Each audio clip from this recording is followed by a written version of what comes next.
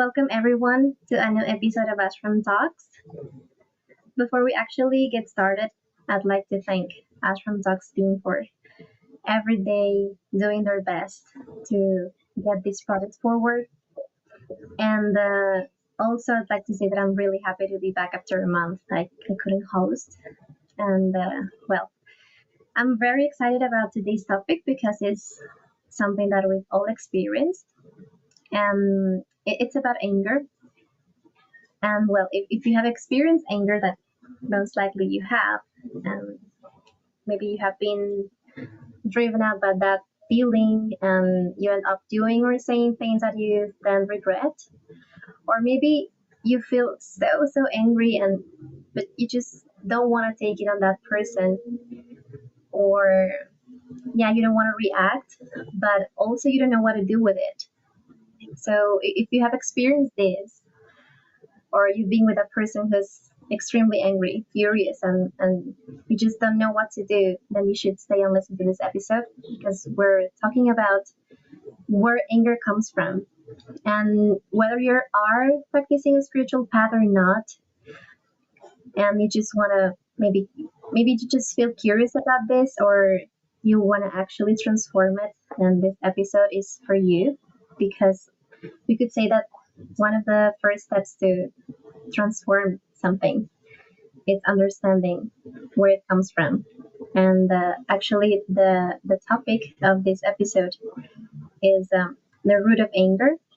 And amazing Anuradha is here with us to guide us with her knowledge and her realizations and experience. And that's enough of me talking, so we can dive straight into the topic. Anuradha, thanks so much for being here. Oh, thank you so much for a wonderful introduction to this amazing topic. And it really is, something that I think just about everyone has experienced in their lifetime. And, if left unchecked, will continue to experience in this lifetime. So we'll begin with our invocation prayers, and then we can continue. अज्ञानतिमिरन्धस्य ज्ञानाञ्जनशलाकया चक्षुरुन्मिलितं येन तस्मै श्रीगुरुवे नमः। गुरुवे गौरचन्द्राय राधिकायै तदालये कृष्णाय कृष्णभक्ताय तद्भक्ताय नमो नमः। वञ्चाकल्पतरुभ्यश्च कृपासिन्धुभ्य एव च पतितानां पावनेभ्यो वैष्णवेभ्यो नमो नमः। जय श्री कृष्ण चैतन्य प्रभु नित्यानंद श्री अद्वैत गदाधर श्रीवासदि श्री गौर भक्तवृंद। हरे कृष्णा कृष्ण कृष्ण हरे हरे, हरे Ram Ram Ram Hare Hare. I just want to apologize for my voice. If you have to suffer through it, please forgive me because I'm just getting over a cold. So I'm hoping that it can. No one has to bear too much through it. But anyhow, so this is a really important verse. Previously in the 36th verse, that Arjuna is asking a question. And so now Krishna is responding to that question. And so this is his answer. We can go to the verse.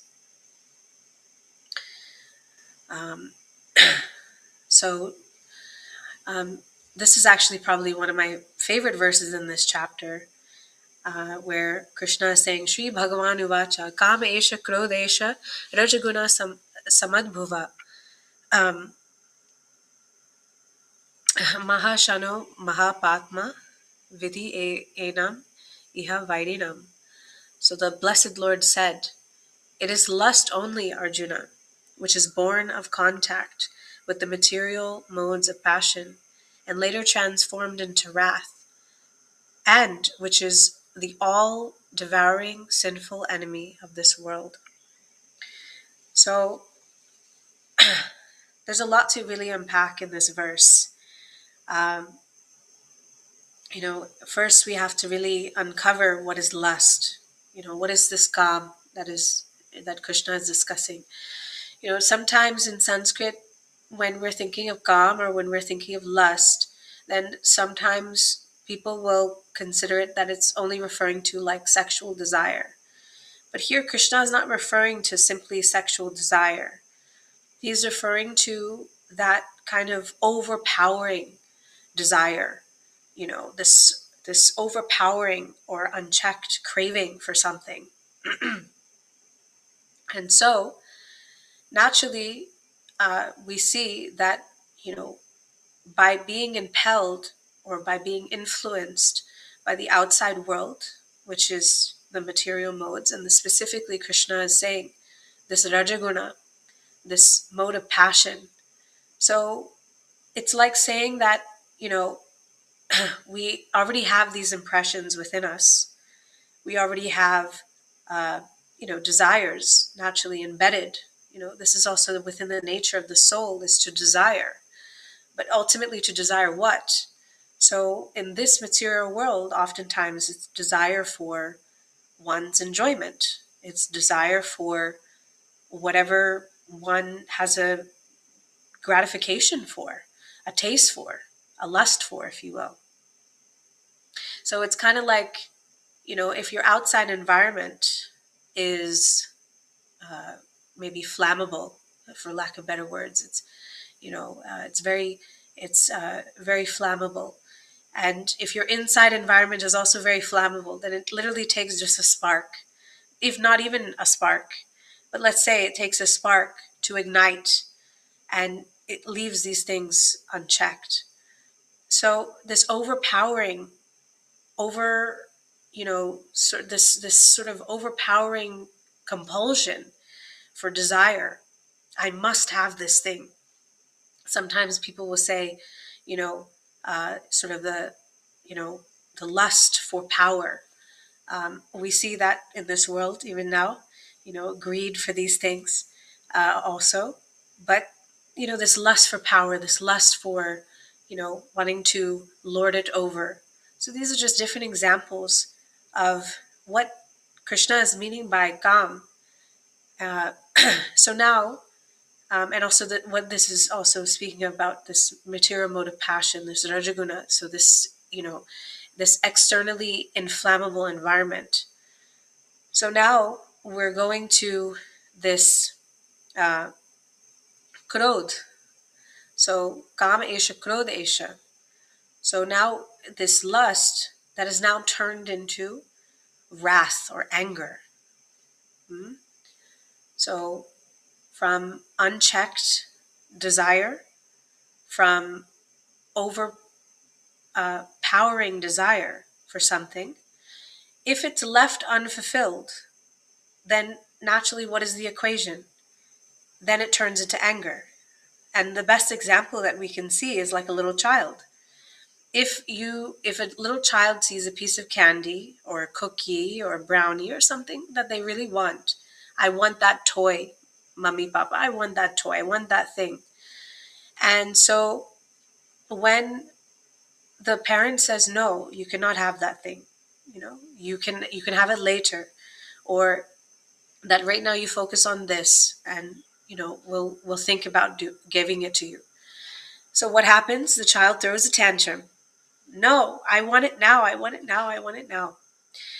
One time, Srila Prabhupada, he told a story of his own son, and he mentioned how his son wanted to touch a fan. This fan was running, the blades. He wanted to touch the blade. So so he said to his son, "You cannot touch it." No, no. His son was like, "No, no, I want to touch. I want to touch. I want to touch." So he said, "No, if you touch it, then it will cause you pain. You'll get hurt." And he said, "No, no, no, I want to touch. I want to touch." See this overpowering desire. I want to do this thing. He's very determined. I want to do this. So then Srila Prabhupada said, "Okay, you want to touch it? I've warned you. I've given you the, warning that it will hurt you. But if you want to touch it anyway." So then what does he do? He unplugs the fan, and then he says, "Okay, now go and touch it."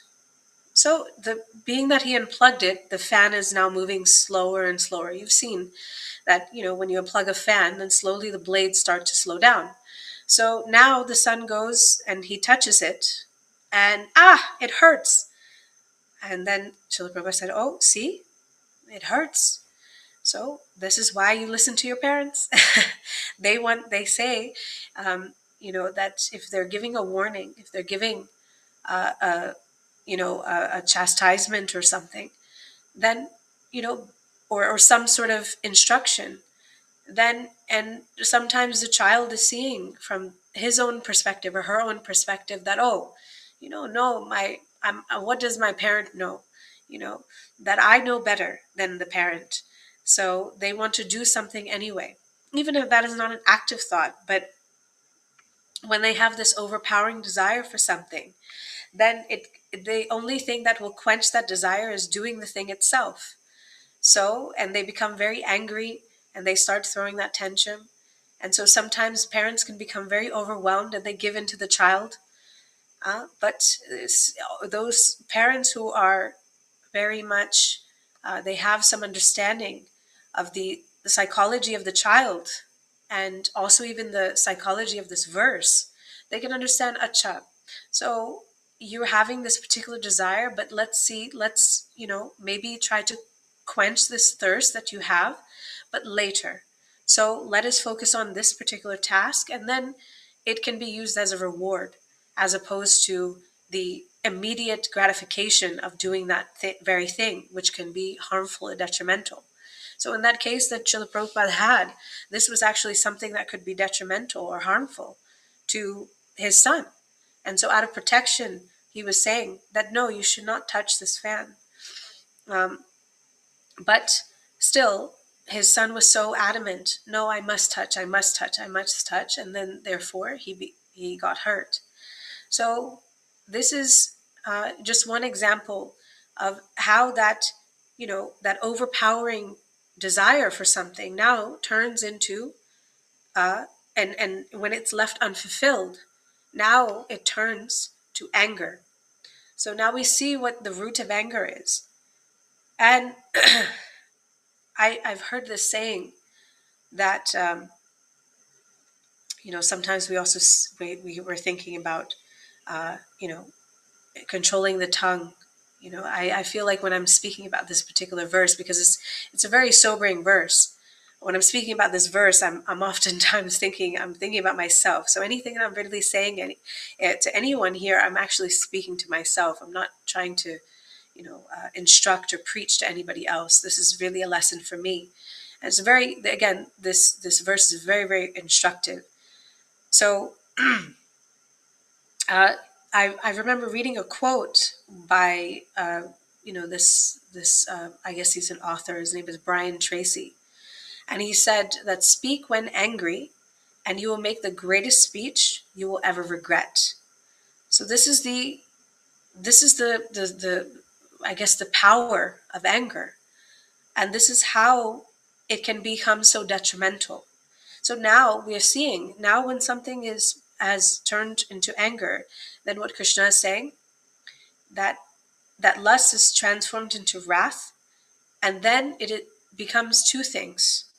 It becomes all devouring, and it becomes sinful. So all devouring can be something, very practical for all of us to understand. And so, like, when you think of that particular quote, speak when angry and you'll make the greatest speech you'll ever regret, it's a very practical thing, because if you're speaking and you're in a state of anger, you're only seeing red. Is it actually wise to speak your feelings in that moment, or to say what you have to say? You will not say it with a cool head. So it can be something that is really devouring your intelligence even. And so therefore you say many things that you don't actually want to say, you don't actually mean, but out of anger, these things are coming out. Uh, so the other aspect of it is the pop, the sin. And I know nowadays, again, we had a talk about, the origin of sin and all of these things. I know nowadays even saying the word sin is very taboo. No one likes to hear that word, but it's an important distinction. Um, if we think about sin, it's about wrongdoing, right? There's a moral aspect to it. So if anger, um, or this unquenchable, overpowering desire is left unchecked, and there's no boundaries, then it turns into anger. If that anger is left unchecked, then it turns into an all devouring and possibly a very damaging, a self destructive, even a very unhealthy part that really plagues us. So, you know, for people that, and there's so many examples of this, from the aspect of sin. You have crimes that are committed. People that might think that they're above the law. They don't believe in those boundaries. They think, oh yes, what are these laws for? What do I need to follow all of these things? Um, but these laws are meant for the safety and the well-being of every citizen. There's a reason why there's a traffic light. There's a reason why there's a stop sign. There's a reason why there's rules and regulations with a crosswalk and all of these things. But if someone feels that I am above the law, then they will do many destructive things, and that is criminal in nature. So that is from the moral aspect, the sinful aspect of it. And so naturally, Krishna, when he finishes that verse, then he ends in also that it becomes our enemy. So it's not simply just all devouring. It's not simply just sinful. It becomes our enemy. It becomes the very thing that we want to, keep away from us. It's no good. It's very destructive. It's very unhealthy, if these things are not kept in check. So even another example of like an overpowering desire, that if, again, not contained within a boundary, and results in, um, you know, just basically wanting to fulfill that desire over and over and over again. You can think of, alcoholism. Maybe there's some of you who are watching that maybe have someone in your family that suffers from this, or or of someone who suffers from this, um, or really any type of addiction. It can also be even related to food. But if these things, this overpowering, sort of almost feeling like a compulsion to do this thing, you know, um, it automatically leads to, okay, well, what happens when there's no boundary on this thing? There's no limit on this thing. Okay, now I move into, now my income suffers, my relationships suffer, my health and well-being suffers, my mental hygiene suffers, psychological well-being suffers. There's many things that suffer as a result of not keeping a check and balance of these things. You think also even, you for a lot of people, they like gambling. They go to the casinos, on the weekends or something, even during the week or what have you. There's, many different resorts that are dedicated to these things. So what does the casino have? If you notice the environment, this mode of passion, it's literally set up for this very thing. It's how the casino is designed. Things that it has very dim lights. You know, it does not have clocks in it, so you cannot see how much time you're spending there. Uh, there's lots of glim and glam, and lots of things to look at, and look at this, look at this, look at this. Oh, this might look good. I might win at this. You know, and so when you taste winning for the first time, then it's like, oh, I can do it again. I can do it again. I can do it again. But then what happens is then your next time that you go, you don't win. So now you're losing so much money. There's been many, many people, who have a gambling addiction problem. And so instead of them, keeping that desire in check, now what happens is that it becomes so overwhelming to the point that they are they are putting down their mortgages, they're putting down life savings just for even just a small little bit of earnings, a small win. So it becomes very, and then on top of it, if their family knows or their family doesn't know what is going on, then it puts a strain on the relationship. It puts a strain on the family, and the distance that comes also, even in a relationship, in a family, in a committed relationship or what have you, becomes very, very distant. So these types of things happen as a result of these unchecked, desires, and it truly does, in an environment that is literally built for passion. It's literally a playground for that very thing. It's playing on the mind, for that purpose of being able to simply go spend your money, spend your time unchecked. So even let's think about eating. Biologically, we have, a limit to what we can consume, right? So someone who is morbidly obese, there's a whole host of issues that can come as a result of that, which is, health wise and so many other things. But when we're just simply eating, you know, we can remember the taste of the food and all of these things, then it's like, that impression is there within us. I remember the taste of it. Okay, so now I'm going to go, I want to eat this thing. Then if that is again left without a check and balance, then what happens? You are eating. Oh no, I want more. I want more. I want more. And so that taste that we have for a particular thing, it becomes to the point where it's out of our control. And if we don't get that thing, oh, now I've become angry. It's an unfulfilled desire. Now I'm angry. You know? From the perspective of even, and just to finish that thought, biologically speaking, again, we have a limit to what we can eat. So our stomach can only expand so much to accommodate the food. Usually when we are eating, then it gives us a signal. We start to belch. We might start to also slow down in our eating. So these are different things. If we really are consciously eating and we're in tune with our bodies, then we can actually pay attention. Oh, okay, the body is now becoming satisfied.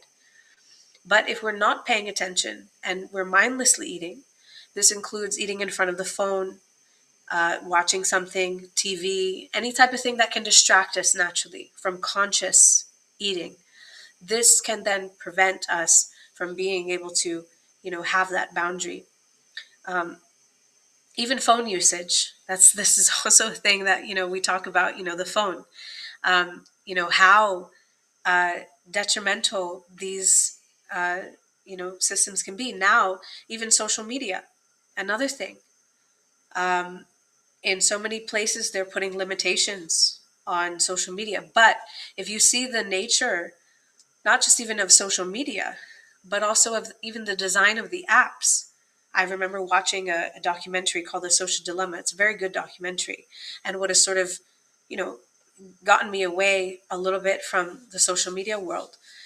But in watching that, you can sort of see the design of the apps, the marketing that goes into all of these things. It's designed to attract you. The whole purpose of it is for you to use the app and for you to use it unchecked, for you to just use it for hours endlessly, endlessly, endlessly, and continuously feed the algorithm on how to, if you start to speak about, puppies or bunnies or something, oh, now I see a puppy or bunny on my algorithm. So, all of these different things. So this is how that, kind of fuels that already flammable environment internally. And then if we are, maybe not keeping that thing in check, then that is where we can, sort of lose sight of our actual, purpose and goal. And quite naturally, if it's an unfulfilled desire, very overpowering, then we can become very upset. Um, Now to, speak about kind of relationships. If anyone is in a committed relationship, then, it's a really important thing about, being able to control one's anger. Even just in life itself, it's so important to control anger. And again, I'm not saying this for anybody else, even if I'm on this platform.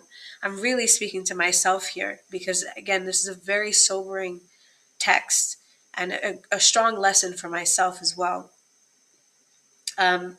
But in any committed relationship, and it doesn't matter necessarily what that is, it could be, a mother to child, it could be spousal, it could be friendship, it could be brother, sister, anything, any relationship. But you can think of a triangle. When you think of a triangle, then you see that there's three sides. The base is the widest part, and the top of the triangle is, it has a tip, it comes together. So when you think of the triangle, then if you're speaking with in so much, hostility, anger, resentment, all of these things, then you're moving further and further away. So you're coming down the base of the triangle. So now there's a disconnect between those two people in the relationship. So they're at the base of the triangle. They're so far away from each other, you know. Um, it's again going back to that quote from Brian Tracy: "Speak when angry, and you'll make the greatest speech you'll ever regret. You will ever regret." Sorry, um, but if you're actually speaking with love and affection, with compassion, with empathy, you're actively listening, reflectively listening to your partner. Oh, now you're starting to move away from the base and you're starting to move up. So now you are so much more close. You are now much more deeply connected with that person. And you can truly try to understand them at the deepest level. But if we're speaking with an ego consciousness, if we're speaking with anger, if we're speaking with the ability that, oh, I know it's my way or the highway, I know better than you do, then that creates so much unnecessary conflict. And potentially, other than it even being all devouring, how is it being sinful when you're speaking to other people this way? It is because that we are causing harm to another living entity. Another, maybe if you want to go that far, another child of God. So that is where the sin comes in. Oh, I'm speaking harshly to someone else who is also a, a devotee or a child of God. That it's not morally correct, or to even speak of practically speaking. And so therefore this anger becomes our enemy. But now, moving aside from all of that, how can anger become our friend? This is a really important concept. especially within bhakti, you know, people and in spirituality in general, some people might think that, okay, well, anger anger is useful to a degree. And some people might say, okay, no, anger is never useful. Anger doesn't serve a purpose, including within spirituality. Actually, anger can serve a purpose in spirituality and especially in bhakti, if it is utilized efficiently and appropriately and with responsibility. If it is utilized for the service of God, for the service of Krishna, and what does that anger look like? That anger looks like, means that if someone is somehow blaspheming, they're speaking harshly or negatively about Krishna or about his children, his devotees, then we can defend. We can say, no, this is inappropriate. Stop here. But if we don't have that capability, then quite naturally, instead of becoming angry, then we should leave that place. But if that anger is merely self-serving, someone has said something bad about us, then we can take the lesson of Jesus Christ, right? Jesus Christ said that, someone hits you on the one cheek, then you give them the other cheek. It's a very, humble position to be in, but a very, again, sobering one. That how can I control anger and not just simply be so reactive, but be responsive and be responsible with my anger? And how can I dovetail that within the service of God? So, dovetailing it in the service of God is the ultimate form. But if we are, in our own day to day lives, if we're finding that we're becoming angry, then there are different ways in which you know, we can try to quelch that. For example, if we feel that, okay, I'm becoming angry, sometimes naming the emotion is the most important thing. I'm becoming angry. I'm getting angry. So by naming the emotion, we can actually try to, see it and observe it before becoming reactive. Then if we are seeing, okay, I'm becoming angry, then we're saying, I cannot continue in this conversation. I have to take a break, rather than exploding on someone and just letting them have it, you know. So walking away, taking a walk, drinking some cold water, these are all different, listening to some music that is, helpful for us. Kirtan is one of those, musical mantra meditation. That's a very powerful way to try to, take that anger away. And then we can revisit that conversation. We can revisit that, conflict that we might be having with someone or something, instead of just, becoming so enveloped in that anger, that all devouring thing that is, again, unchecked and unbalanced. So, there's this topic is, again, it's a very, very vast topic. And again, it's something that's incredibly dear to my heart, just because it's a very sobering thing. And it's something that, I too am also practicing, and I'm trying to instruct my own mind on how to practice appropriately. But I think it's also very important for all of us, to really try to, have a deep understanding of where the root of anger is coming from, and how we can, try to either dovetail that anger towards God. And when I say towards God, I mean in the service of God, or that in our day-to-day lives, how we can try to, sort of subdue that anger in a way that is very healthy and that is very responsible, so that it is not left uncontrolled and unchecked. So I will leave the conversation here for today. And if anyone has any questions or comments, I would love to hear. Thank you so much, dear Anuradha, for this enlightening class. And yeah, it's a really vast topic because, especially because emotions are difficult because we Yes. experience them. So they drive us. They just Mm, lead us to do this or that. So even also positive emotions and as well as negative emotions. mm, And what we consider positive or negative emotions. And especially when there are two people mm, involved, maybe more than one. I think it makes it harder because they're both maybe feeling the same feeling. So sure. it's harder to control. And as you said, the ego is there, right? So it's, trying to get over the other person. But something that has helped me personally is it's something I try to practice when I face situations on my own. So there's kind of no one else involved, so it's easier. Mm, For example, I work as an English teacher, and at the beginning of the semester, sometimes they give me, okay, this is your schedule, but students, they are getting enrolled in the courses. They're still doing that, so it may change. So mm, that's something that drives me mad. Like, okay, I'm given a schedule.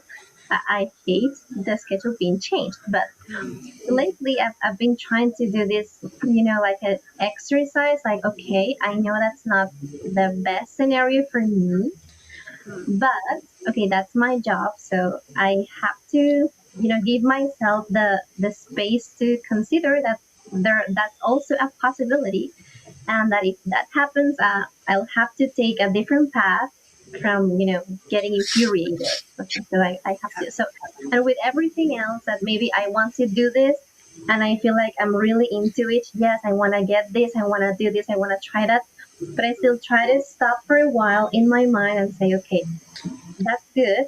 And I know I cannot stop myself from doing this because I have this intense desire, but I have to think about other possible scenarios. So when something doesn't turn out as I expected, it gives me like a range of possibilities um, that allow me not just to get really mad, but maybe, okay, I feel angry, but I'm going to do this, or I knew this could happen. So I think that could be also helpful if we try to do that, inner inside work, then when we have more difficult situations that maybe help us yeah. not, take it out into the other person. Oh, absolutely. I think that is a really helpful understanding, and how, if even if we're not dealing with someone personally, then how we can actually, try to, handle anger appropriately when it's just with ourselves. And I think also even what Krishna is talking about here is, that controlling that inner environment, because that's the bigger thing, that we become enemies of ourselves. It's not so much the outside environment as it is the inner turmoil that we're potentially causing ourselves, and that is creating all of the inner chaos. So we do need to do some inner self-reflection, and just some deep kind of study of our own temperament, and check our own pulse every so often, to be able to see, hey, like, let me check in with myself. How am I doing? And we start to see that, okay, well, I'm becoming very so much like this, when I need to take the temperature down a little bit. Okay, let's breathe. Is it that bad?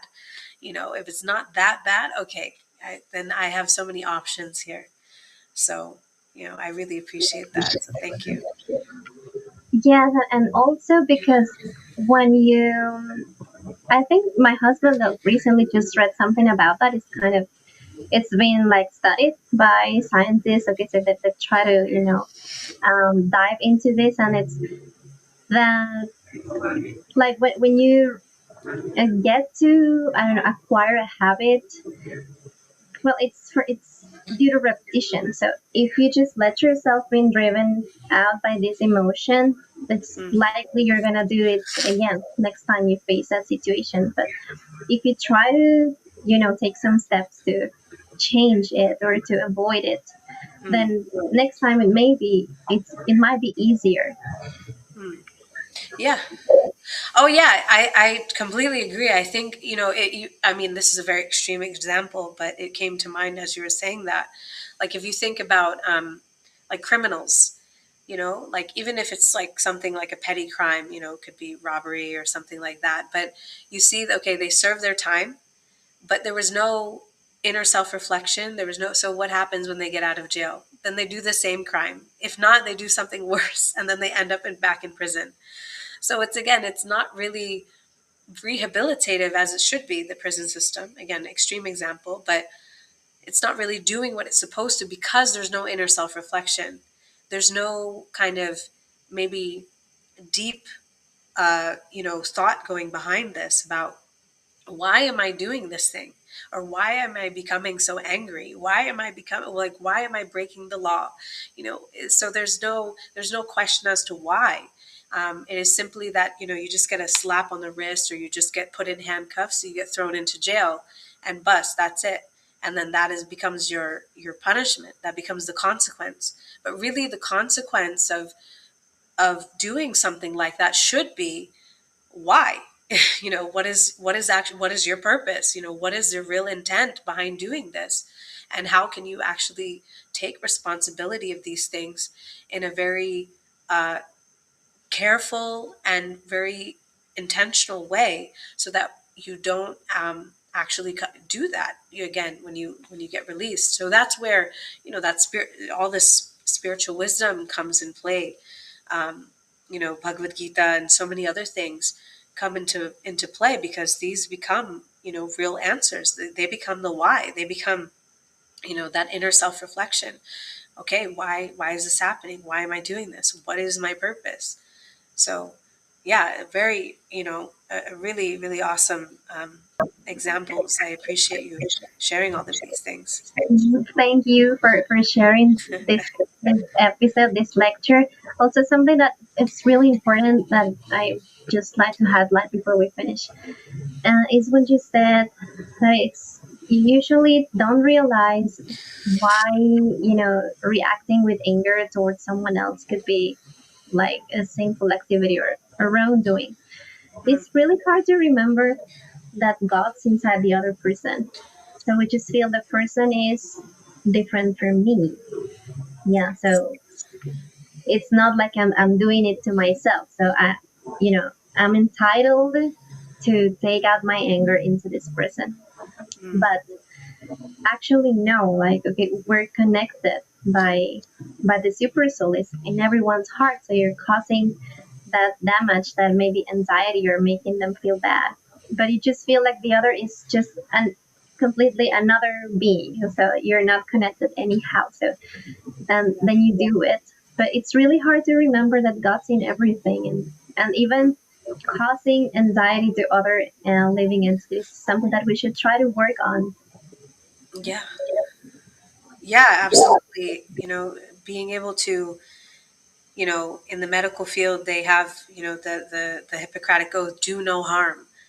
So we can try to imbibe this in our day-to-day lives. Do no harm. That includes emotionally, physically, psychologically, spiritually. It's hard. You're right. It's very hard to be able to see someone outside of, forget hard. It's hard even for ourselves to realize, okay, God is within us too. So we haven't yet necessarily realized that, but to be able to see that, oh, God is in every living being, I shouldn't cause anyone harm, because it becomes almost like violent to some degree. um, and so it's, yeah, that's a very important point. So thank you for bringing that up, because it is very true. um, Sometimes we feel a right to be angry, or to show anger and sort of just give it to somebody because maybe they showed us anger, but that's not necessarily the case. And so, we have to act responsibly and, with purpose and intention when we experience these things, and truly, try our best to not be violent towards other living sentient beings in that way. So, Thank you so much, Anuradha, for sharing this amazing topic. And I think in the Bhagavad Gita, we'll have more opportunities to elaborate on the desire, anger, and seeing God everywhere and in everyone and everything else, mm, and everyone else as well. So yeah, I'm looking forward to continuing this discussion our next episodes. Thank you so much Thank you. for joining. And well, before you go, there's beautiful comments by Colleen, especially well this one. She really appreciates the example, the analogy of the triangle. Very helpful, actually, yes. And also, Sienna, thank you for joining and well, for showing your love, everyone. And well, thank you again, dear Anuradha. Hope to see you soon in another episode of Ashram Talks. Thank you so much, Hari. And well, thank you again for joining, Sienna, Colleen, and everyone else who has joined this session. And for those who will be watching it later, remember that we're having live episodes on Mondays at 7:30 p.m. and Thursdays at 8 a.m. EST. If you cannot join, you can always watch them later. You just have to join our YouTube channel, subscribe, and hit the bell icon not to miss any of our notifications and updates. You can browse there our different episodes of the Bhagavad Gita, where we have already hit chapter 3, and we will continue next time with our next verse, which I think should be verse 38. And thank you so much again for joining, everyone, and see you on Thursday.